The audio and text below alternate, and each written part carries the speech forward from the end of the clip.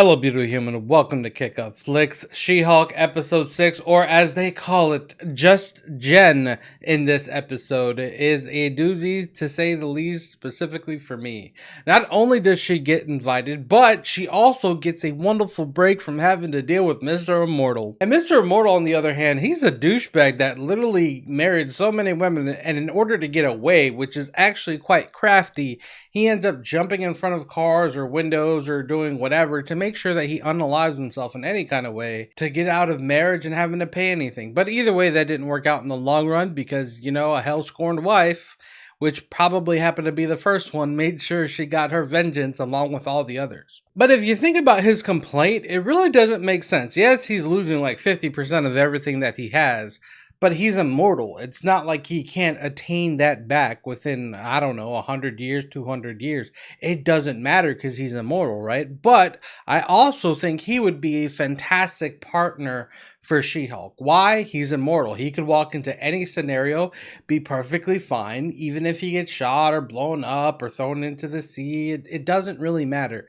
because he could be used as a person to, scout everything out in the open, not have to worry about the consequences because he could pretty much heal from just about anything and then walk right back on out if he can escape. Anyways, moving on to She-Hulk and her wanting to go to this wedding that she did not have a choice to go to, which if you notice that drink, yeah, anybody sends me an alcoholic drink when they invite me to a wedding means you really don't want me to go, but since you sent me a drink, I guess I might as well attend. I find it fun.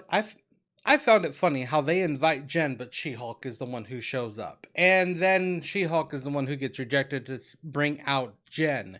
And, well, Jen has to be Jen, which Jen has always wanted to be Jen, except for this specific day, on someone else's special day.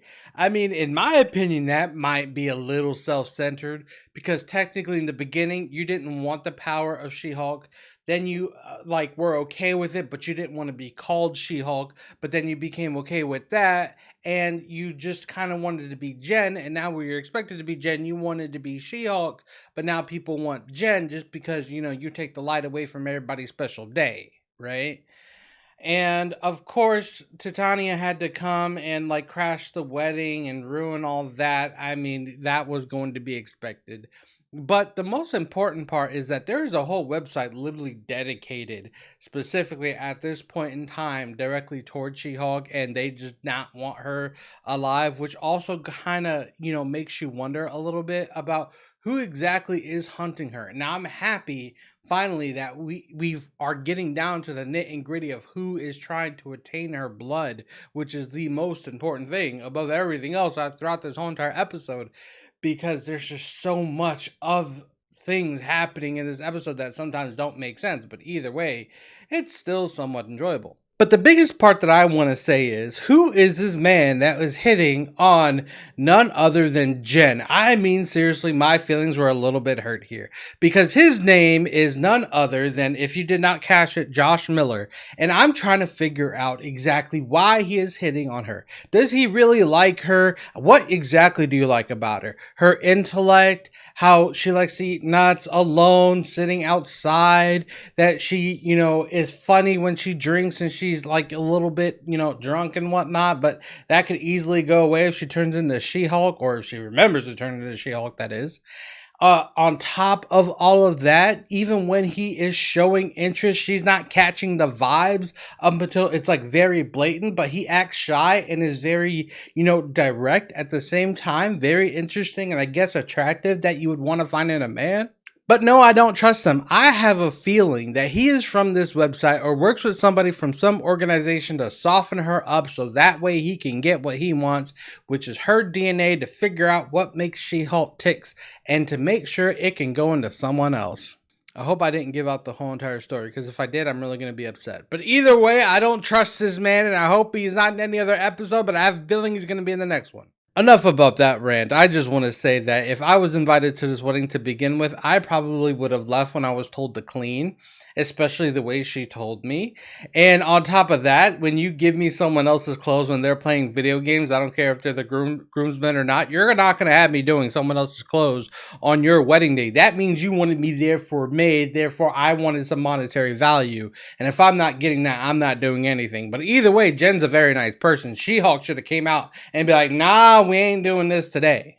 But the best part out of the whole entire episode is the fight. I kind of like to see how She-Hulk fights, and she did really well. She knows how to dodge. She knows how to take a punch. She's definitely a lot stronger than Titania herself. And on top of that, I'm just trying to figure out how she keeps destroying everything and having no consequence. Like that concrete, easy cut few $1,000s. On top of that, the inside, some damaged wall or person that got flown into, easy thousands of dollars of medical bills. And then why does she like jump to hit? I mean, that is going to be a very powerful hit, but I'm surprised of the one thing that the ground withstood that hit and the amount of power that came behind that punch. But it was still very much enjoyable to see Jen get hit in the very beginning and to see what Titania looked like after she fell on her face. Other than that, there's not really too much to this episode. It was pretty point blank, and maybe there are a few cookies here and there that, they tried to slide in there. And, that website is definitely going to be very important because I guess that signals something important later on in the future. Probably not in this season, so I'm not really going to hit up on it. Maybe if it ends up in another season with another character, maybe like Daredevil, if it's going to come in the next 2 episodes. Or maybe when Daredevil comes, she'll enjoy being a lawyer a little bit more. I mean, who knows what's going to happen? But I really just can't wait to see what their interaction is going to be like. Let me know down in the comments what your favorite part is throughout this whole entire episode is. Don't forget to subscribe, hit that like button, click the bell notification so you won't miss anything. And above all else, don't forget to kick up and not down. I'll see you the next time I post. Peace.